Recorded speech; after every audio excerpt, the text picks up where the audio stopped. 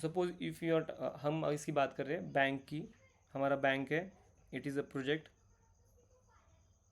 Bank में अलग अलग चीज़ें होती है, जैसे आप डिपॉजिट कर रहे हो, आप ट्रांजेक्शन्स कर रहे हो, आप बैलेंस इंक्वायरी कर रहे हो, तो ये आपके हो गए पैकेजेस। और उसके बाद अब डिपॉजिट कौन कर रहा है, आप एज अ कस्टमर कर रहे हो, पर बैक एंड में एक अकाउंटेंट बैठा है जो आपका ले रहा है पैसा। तो थिंक बोथ कस्टमर अकाउंट, वो अलग अलग रोल है दोनों के, तो ये हो गया आपके क्लासेस। और इसमें कस्टमर आप जो भी जैसे छोटे छोटे एक्शंस करोगे ना, कि कस्टमर है, अब कस्टमर क्या कर रहा है कि सपोज उसने कुछ 5K डिपॉजिट किया, मतलब पैसे भरे उसने। ये मतलब आप ये समझो कि डिपॉजिट, सो बैंक के प्रोजेक्ट है, डिपॉजिट एक डिपार्टमेंट है, ट्रांजेक्शन डिपार्टमेंट है, बैलेंस इंक्वायरी का एक डिपार्टमेंट है, या लोन डिपार्टमेंट रहेगा, इसमें एक लोन डिपार्टमेंट समझ लो आप, लोन डिपार्टमेंट है। तो ये सब आपको होगी पैकेजेस। जब डिपॉजिट आप particularly if you talk about, suppose if you talk about particularly loan department, तो लोन डिपार्टमेंट में कौन कौन, सपोज आपका एक आपका मैनेजर रहेगा, उसका रिलेशनशिप मैनेजर रहेगा, फिर आपका कोई अकाउंटेंट रहेगा, फिर आपका कोई कस्टमर है। तो ये सब के अलग अलग रोल है, तो दीज आर दी क्लासेस। और फिर रिलेशनशिप मैनेजर बेसिकली अप्रूव करना, ये क्या करेगा, लोन अप्रूव कर रहा है ना, आप कस्टमर एज ए लोन ले रहे हो, लोन के लिए अप्लाई कर रहे हो, एक्शन कर रहे हो, रिलेशनशिप मैनेजर अप्रूव कर रहा है। तो एक्शन जब भी बात होगी तो होगी मेथड्स। तो ओवरऑल कैसे वैसे वैसा ही है कि पैकेजेस, फर्स्ट आएगा प्रोजेक्ट, प्रोजेक्ट के अंदर आएगा पैकेजेस, पैकेजेस के अंदर आएंगे क्लासेस, और क्लासेस के अंदर आएंगी methods.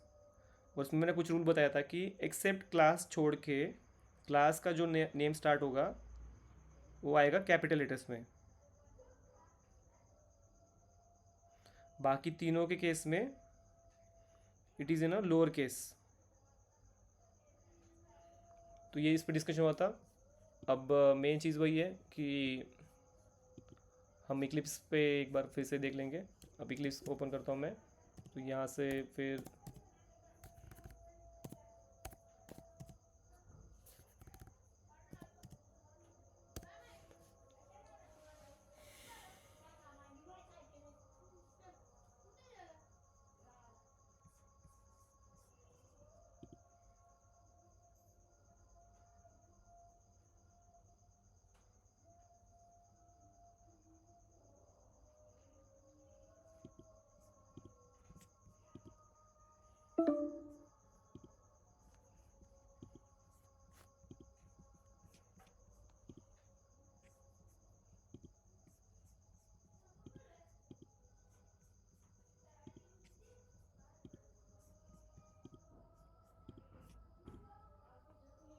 I think, I hope so Eclipse दिख रहा है आप सबको।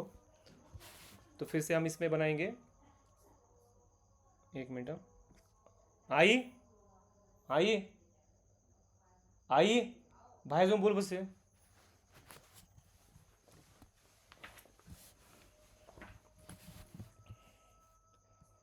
तो हम ये सेम चीज़ करेंगे इक्लिप्स। ये मैंने कल, अगर जो भी लोग थे उनको बताया था कि एक इक्लिप्स ये भी आपको भी इंस्टॉल करना है आपके लैपटॉप में, उसमें जावा भी इंस्टॉल हो जाएगा।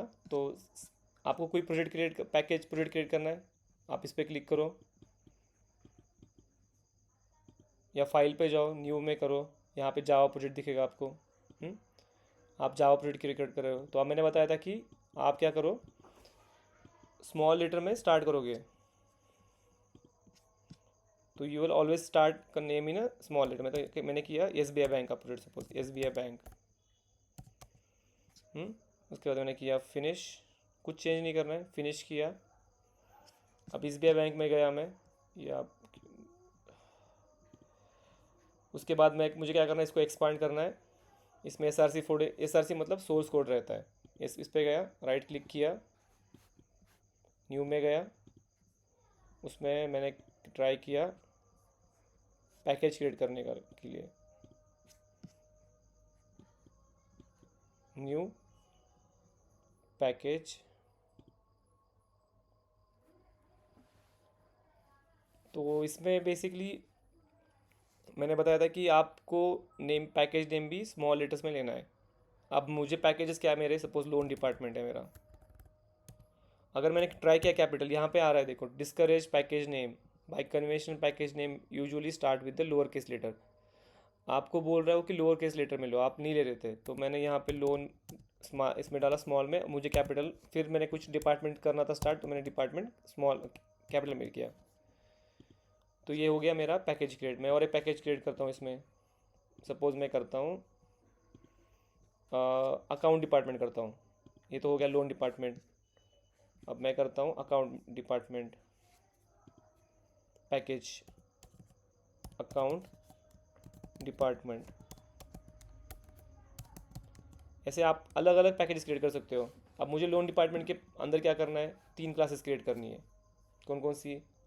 कस्टमर रहेगा, रिलेशनशिप मैनेजर रहेगा, और एक मेन मैनेजर रहेगा। सपोज तीनों का भी रिक्वायरमेंट है ना, मतलब कस्टमर तो मांग रहा है लोन, फिर रिलेशनशिप मैनेजर उसका काम होता है कि सब आपका प्रिपेयर करना, सब फाइनल अप्रूवल तो मैनेजर ही देगा, ब्रांच मैनेजर देगा।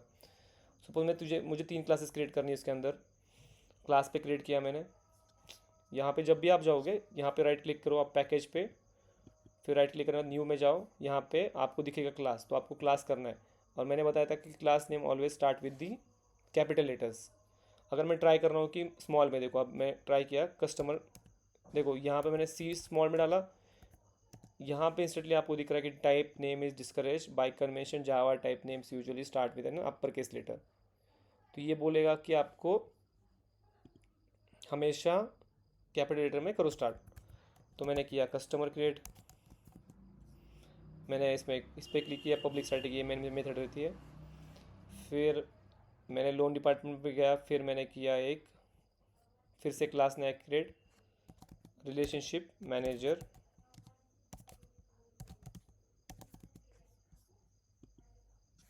फिर मैंने किया, फिर से क्रिएट किया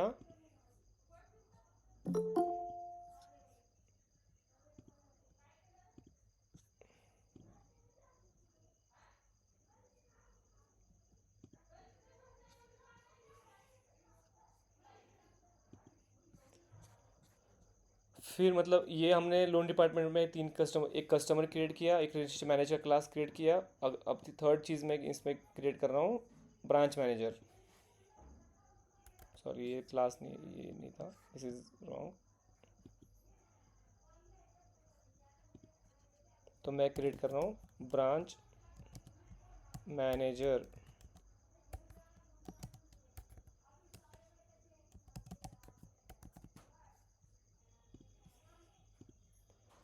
हो गए हमारे, मतलब क्या हो गया, लोन डिपार्टमेंट हो गया। पहले हमने क्या क्रिएट किया था इसमें, बाकी चीज़ें आप थोड़ा भूल जाओ, इसको हाइड करता हुआ देखता हूँ अगर ऑप्शन है तो मुझे। क्लोज प्रोजेक्ट कर रहा हूँ सपोज, नहीं नहीं नहीं नहीं, अरे यार शिट, ठीक है, नो इश्यूज़। तो देखो यहाँ पे आप इस पे फोकस करो, एस बी आई बैंक, तो ये आपका प्रोजेक्ट है। उसमें मैंने क्या किया, अलग अलग डिपार्टमेंट, मतलब अलग अलग पैकेजेस क्रिएट किए। तो एक लोन डिपार्टमेंट का हो गया, अकाउंट डिपार्टमेंट भी रहता है। अब अकाउंट डिपार्टमेंट में क्या क्या चीज़ें रहेगी, सपोज उसमें भी कस्टमर है, अकाउंटेंट है, तो मैंने उसमें क्लास क्रिएट किया सपोज अकाउंटेंट। तो ऐसे ही होता है यूजुअली, आप देखोगे ना किसी बैंक का एप्लीकेशन, तो पीछे बैकएंड का कोड ऐसे ही लिखते हैं वो लोग, बस वो बहुत उनका कोड बहुत हेवी लेवल पे रहता है। मतलब हम इतने शॉर्ट लाइन में लिख रहे हैं, वो शायद एक एक लाइन में, एक एक लाख की लाइन में 10-10 हज़ार लाइन का कोड रहता है। तो बहुत सारी चीज़ें रहती है बैकएंड में। ये बस एक लॉजिक कोड नहीं रहता, डेटाबेस भी रहता है, कोड भी रहता है, सर्वर्स रहते हैं। तो हम अभी के लिए बस इतना ही देख रहे हैं, लैंग्वेज के लेवल पे देख रहे हैं। अगर इसमें फिर मैंने क्लास क्रिएट की, तो वही है बेसिकली, वही फंडा है। अब उसमें आप देखो, इसमें गए ब्रांच मैनेजर में गया मैं, तो मेरा सपोज मैंने इसमें एक, मुझे मेथड क्रिएट करनी, क्या लोन अप्रूव, सपोज मैंने डाला पब्लिक स्टैटिक, ये चीज़ें हम देखेंगे, डिटेल देखेंगे। तो मुझे देखना था कि लोन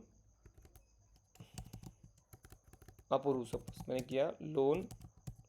अब मेथड नेम है ना, ये मेथड नेम है, ये भी आपको स्मॉल लेटर में स्टार्ट करना है। तो मैंने डाला लोन अप्रूव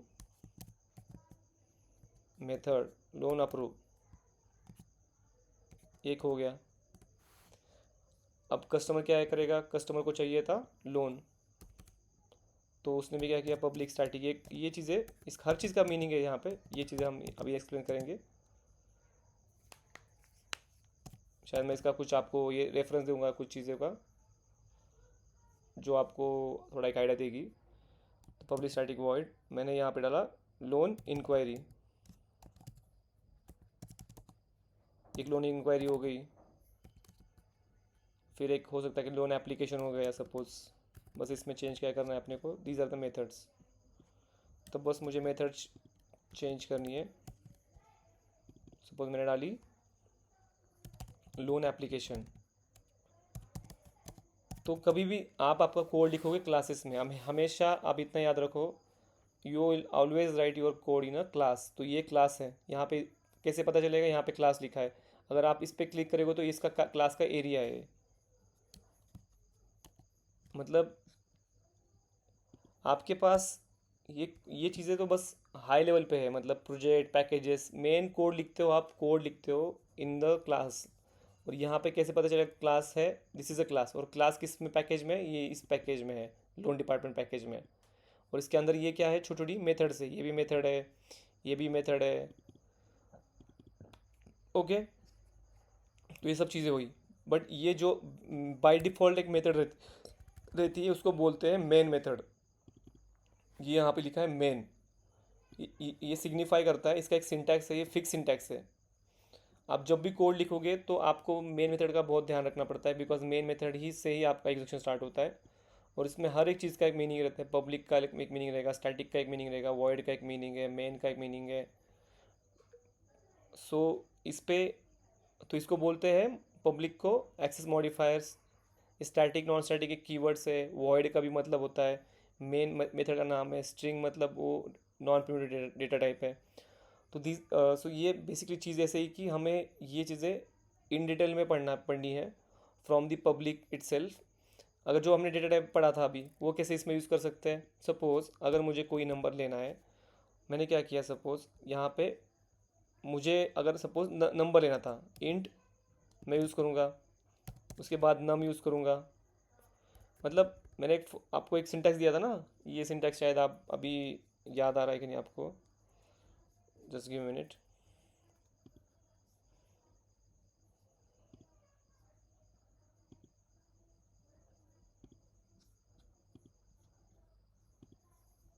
तो जब मैं डेटा टाइप पढ़ा रहा था दैट टाइम मैंने बताया था, देखो ये आपको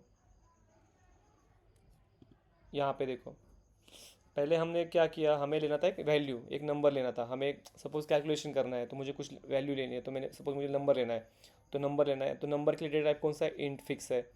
अब इंट हो गया, नंबर हो गया, बट मैंने बताया था कि कभी भी वेरिएबल एक कंटेनर रहता है, उसमें ये आपका वैल्यू स्टोर होता है। तो कंटेनर का नाम कुछ तो रखना पड़ेगा ना, बॉक्स का नाम, तो नंबर हमने बॉक्स का नाम रखा था।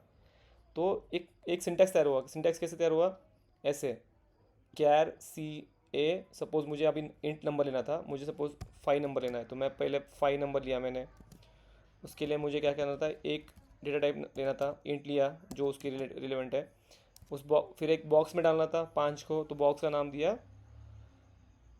मतलब कुछ भी नाम, नम दिया नाम, और ये हो गया कंप्लीट। तो ये हो गया एक पूरा सिंटैक्स कंप्लीट। शायद इस पर हमने पूरा लेक्चर खर्च किया था। तो ये चीज़ें हैं, तो ये चीज़ें हमें सेम चीज़ें अभी इसमें यहाँ पे देखनी है। बेसिकली इसमें मुझे कुछ नंबर लेना है, सपोज मुझे कोई नंबर लेना है, एक इक्लिप्स नहीं दिख रहा है, इक्लिप्स और सॉरी आपका। सॉरी सॉरी इक्लिप्स में आएगा ना अभी, एक ही minute, sorry. Got it, stop sharing. अब पूरा ये कर देता हूँ, ये वाला इंटर स्क्रीन कर देता हूँ, तो अभी दिखेगा पूरा स्क्रीन। इक्लिप्स दिख रहा है ना अभी फ़िलहाल। तो यहाँ पे देख रहे हो, सपोज आपको सेम चीज़ करनी है। आपको क्या करना था, आप ये मेन मेथड को भी भूल जाओ सपोज फॉर वाइल। हमें क्या करना है, हमें अलग अलग नंबर्स लेने हैं, इसमें नंबर लेने, कैरेक्टर्स लेने हैं। तो सपोज मुझे लेना था 5 नंबर, उसको 5 नंबर लेना था, तो मुझे क्या डेटा टाइप यूज़ करना चाहिए, इंट। उसको बॉक्स को नाम की तरह दिया था, कुछ नंबर दिया, तो ये हो गया फर्स्ट चीज़ कंप्लीट। हाँ, अगर मुझे सपोज मेरा फ़ोन नंबर देना है, तो मैंने डाला 775, सपोज 77599961777। हाँ, तो ये बड़ा नंबर है ना। अभी मैं ट्राई करता हूँ इंट के साथ, सपोज इंट किया, कुछ तो नाम दिया इसको num1। तो ये क्या बोल रहा है अभी देखो, it is saying is type out of range बोल रहा है, मतलब इंट में नहीं बैठेगा। मैंने अभी बताया था कि कब, उस दिन भी जब हमने डिस्कस किया था ना, कि मैंने बोला था कि देखो कि ये इंट तो बहुत छोटे नंबर के लिए होता है। अब अगर आप इतना बड़ा नंबर लोगे तो आपको यूज़ करना है लॉन्ग। तो मैं यहाँ पे इंट को हटा के लॉन्ग यूज़ करता हूँ, तो चल जाएगा काम। अब शायद काम होना चाहिए इसमें, क्या वो शो हो रहा है, क्या बोल रहा है ये, फिर भी ये क्यों हो रहा है।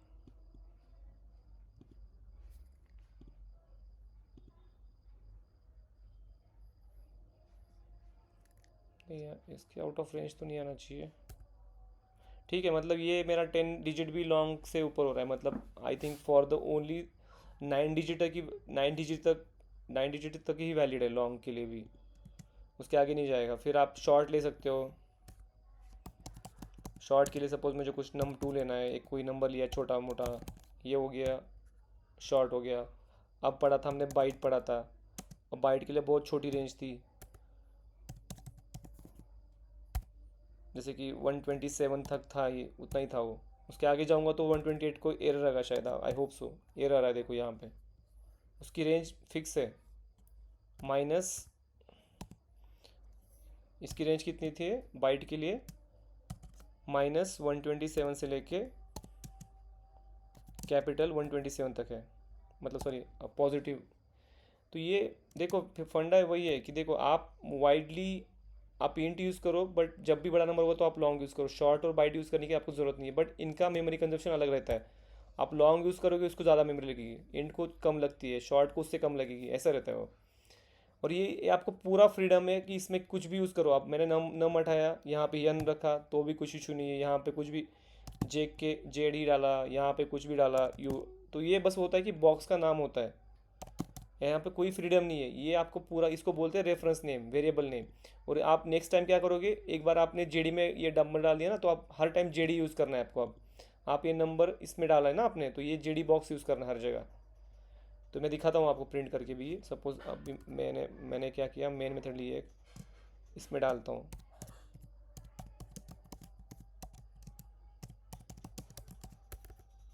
तो इसका सिंटैक्स फिक्स है, इसमें कुछ ज़्यादा मॉडिफिकेशन नहीं करने आते। तो ये आपको थोड़ा रटना भी, मतलब थोड़ा याद रखना पड़ेगा इसका सिंटैक्स। तो इस मेथड में मैंने डाल दिया सपोज। हाँ, अब मुझे देखना है कि ये सच में वैल्यू इसके अंदर गई कि नहीं है। मैंने थोड़े अच्छे नाम देता हूँ मैं, num1, सपोज इसको num2 दिया मैंने, इसको num3 दिया, इसको num4 दिया। हो गया। अब मुझे देखना है कि सच में num2 में ये वैल्यू गई कि नहीं। तो इसके लिए ये होता है, सिंटैक्स होता है सिस्टम डॉट आउट प्रिंट। ये आपको हमेशा जो भी आपको यहाँ पे देखना है ना, कुछ भी जो आप प्रिंट करना है, प्रिंट के लिए ये सिस्टम, ये स्टेटमेंट रहता है प्रिंट के लिए, हमेशा प्रिंट के लिए। अब मैंने डाला num2, अब मैं इसको करता हूँ रन। तो यहाँ पे देखो ये नंबर आ रहा है, देखो राइट, मैंने डाला num2 और आ रहा है नंबर ये, मतलब दैट मीन्स कि उसके अंदर वैल्यू चलेगी। अब मैं इसकी जगह डालता हूँ, बस मुझे कॉपी करना है, फिर यहाँ पे मैंने पेस्ट करना है, उसमें मुझे बस क्या करना है, अब num1 डालना है सपोज।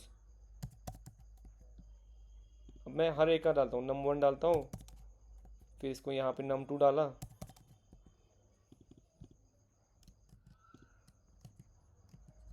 बस सबके नंबर चेंज कर रहा हूँ, जो ये वाले यहाँ से उठा के यहाँ पे डालना है। तो मुझे बस ये दिखाना है कि उसके अंदर वैल्यू जा रही है। मैंने किया num1, देखो 5 आ गया, मैंने डाला num2, तो देखो यहाँ पे पूरा नंबर प्रिंट हो गया। तो ऐसे लाइकवाइज है। अब मुझे एक एड्रेस लेने थे, तो मैंने क्या किया, क्या डाला, फिर रेफरेंस नाम कुछ भी दिया, सी दिया, सपोज मेरे मन से सी चाहिए था, सी लिया, और उसके अंदर मैं डाल रहा हूँ कोई वैल्यू, ए अल्फ़ाबेट। अब सेम है, मैं सेम करता हूँ, मैंने डाला सी। आप प्रिंट करोगे तो आप देखो ए भी प्रिंट हो गया। उसके बाद अब सपोज मुझे बुलियन यूज़ करना था, कुछ ट्रू फॉल्स, मैंने किया बुलियन, मैंने डाला रिज़ल्ट, ये मेरे मन से लिया मैंने रिज़ल्ट। और यहाँ पे मुझे डालना था वैल्यू ट्रू फॉल्स, मैंने डाला ट्रू। अब मैं यहाँ पे प्रिंट करता हूँ रिज़ल्ट सपोज, तो भी देखो आप ट्रू प्रिंट हो गया।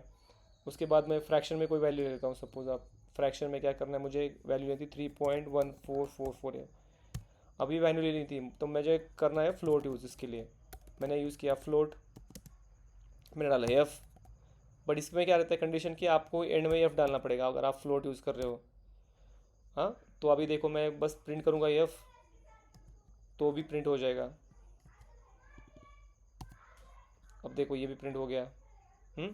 अब मुझे इससे बड़ा नंबर डालना था। सपोज क्या किया मैंने, मुझे डालना था बहुत बड़ा number, 3 point something something something something. अब मैंने ट्राई कर रहा हूँ, मैं फ्लोट के साथ ट्राई करता हूँ, फ्लोट यूज़ होता है क्या देखता हूँ एक बार।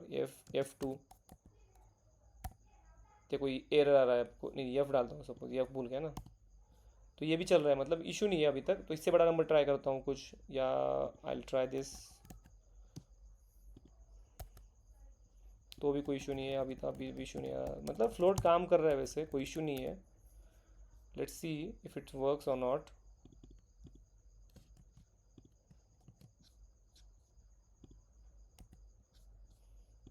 तो ये देखो, बट क्या हो रहा है देखो, यहाँ पे आप देख पा रहे हो कि ये इसने कम प्रिंट किया है। यहाँ पे हमें वैल्यू इतनी बड़ी चाहिए थी, बट इसने राउंड ऑफ कर दिया। कहाँ तक कर दिया राउंड ऑफ, यहाँ तक कर दिया। अगर सपोज मैं सबको निकाल देता हूँ या इसको कमेंट कर देता हूँ, इसके लिए बस आपको सिलेक्ट करके कंट्रोल दबा लेके डबल स्लैश करना है इसको। हाँ देखो एक कमेंट हो गया। अब देखो आप इसमें इसने गफला क्या किया है, मुझे प्रिंट करना था यहाँ तक पूरा, बट इसने किया है यहाँ तक। तो मैं क्या करता हूँ, सेम नंबर को मैं डबल यूज़ करता हूँ। सपोज डबल यूज़ किया, जैसे लॉन्ग इंट लॉन्ग है ना, वैसे फ्लोट डबल है। अब मैंने डी यूज़ किया, अब मैंने सेम नंबर प्रिंट करना है, तो रेंज बढ़ेगी। अब मैं सेम नंबर डाल रहा हूँ, ऐसे कोई वैल्यू इसमें, बस आपको ध्यान क्या रखना है।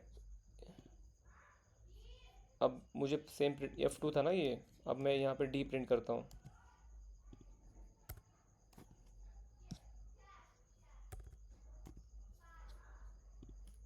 देखो अब थोड़ा रेंज बढ़ गई इसकी, यहाँ तक रेंज आ गई, 21875 तक आ गया। मतलब क्या होता है कि हमेशा आपको रेंज देखनी पड़ेगी, इंपॉर्टेंट रेंज है कि कितने तक यूज़ कर सकते हो। तो इसमें हमने ये मेन चीज़ ये देख रहे हैं हम कि आज डेटा टाइप कैसे यूज़ करते हैं। तो ये एक आप इसका एक बेसिक थोड़ा इक्लिप्स इंस्टॉल कर लो आपके सिस्टम में, और आपके इसमें एक मेथड आएगी वहाँ पे, नहीं तो ये सेम सिंटेक्स छाप लो वहाँ पे, और इसमें ये बस एक ट्राई कर लो आपके हिसाब से और प्रिंट कर लेना। और इस पर हम कल से डिस्कशन करेंगे, उसके बाद हम मेथड पे जाएंगे। अगर इसमें कोई इशू है तो अभी आप you can ask any time, like इसमें कुछ इशू हो रहा है किसी को समझने में, तो मतलब यू कैन फ्रीली आस्क, मतलब पूछ लो। कोई ऐसा नहीं है कि कुछ इसमें समझ नहीं आया तो। मतलब इसमें एक बेसिक फंडा ये याद रखो, देखो आप कभी भी ये रेफरेंस नेम सेम नहीं रख सकते। देखो मैंने num1 यूज़ किया, अब num1 किया, एरर आएगा, क्या बोलेगा, मल्टीपल मार्कर्स बोल रहा है। मतलब हमेशा आपको बॉक्स का नाम अलग अलग रखना है। ये बॉक्स का नाम num1 है, ये बॉक्स का नाम num2 है।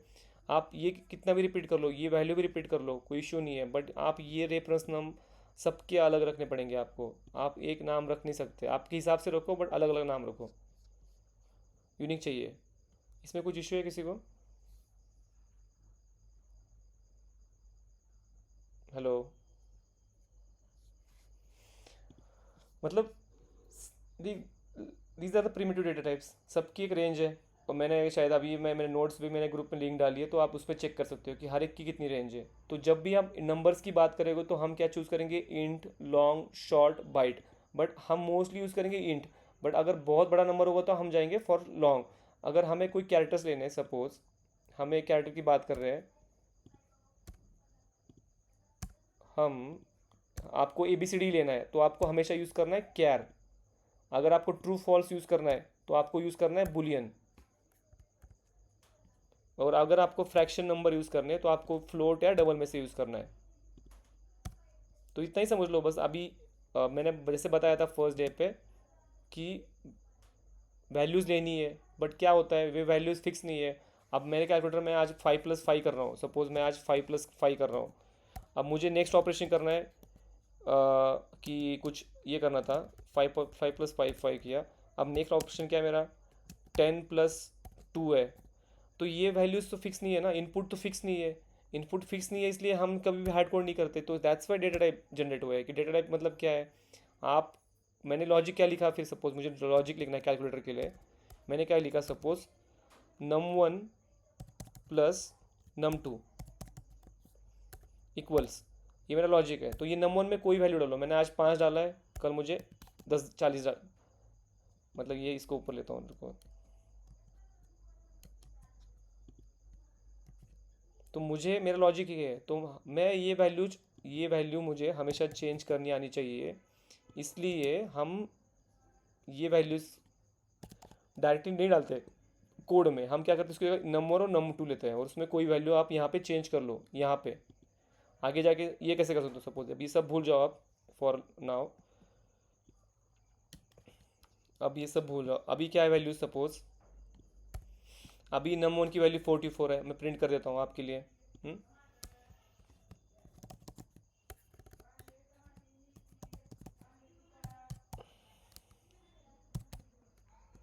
अभी वैल्यू क्या है num1 की, 44 आनी चाहिए। हाँ, अभी num1 की वैल्यू 44 और num2 की वैल्यू 77 आनी चाहिए। हम्म ये इसको एल डालना पड़ेगा हमें, बिकॉज न्यू लाइन आती है इससे, प्रिंट एल। अब ये आ गया। ये आ गया। अब मैं इसके बाद आफ्टर, अभी ये बिफोर हो गया। ये मैंने वैल्यू अभी दी थी, बिफोर वैल्यू सा। तो मैं यहाँ पे एक छोटा मैसेज डालता हूँ कि बिफोर।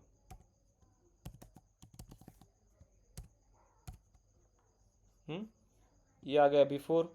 अब मैंने क्या किया, मुझे num1 की वैल्यू चेंज करनी है, तो मैंने क्या किया, बस num1, अब num1 की वैल्यू मुझे करनी है 50, बस इतना ही करना है आपको। और num2 की वैल्यू करनी है 100।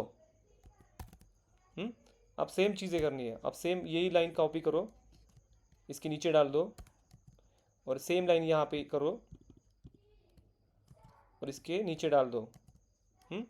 और इसके अंदर ये अपन अभी बिफोर था, अब आफ्टर हमने वैल्यू चेंज की ना, अभी हम वैल्यू चेंज कर रहे हैं बॉक्स में, वो पहले की वैल्यू निकाल के दूसरी वैल्यू डाल रहे हैं। तो आप देख लेना आप क्या आ रहा है 50 और 100।